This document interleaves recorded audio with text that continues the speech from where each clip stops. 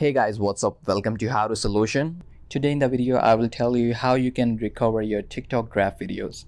So first, open the TikTok application. After that, tap in a below right corner where it says profile. Now tap on the upper right corner where there are three horizontal lines.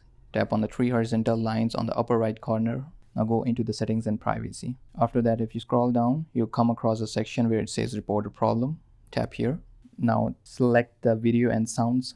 Now tap on the draft and tap on missing drafts. Now TikTok is trying to say that there are only two reasons that your video have been removed from the draft section. If the TikTok has been installed and then you reinstall the application, and if the account has been moved or switched to the other different device. Tap here no. Now where it says need more help, tap here. After that, now report, just make a report what's happening to your account, how the video has been deleted.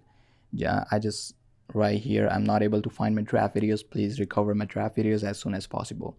Now just report the problem here. So once the TikTok team view your application, view your feedback, they recover your draft videos. So that is it in this video. I hope you enjoy the video. And if you have any question, let me know in the comment section below and I'll be sure to answer them as soon as possible. Now I'll catch you up guys later. Until then, have a good one. Bye.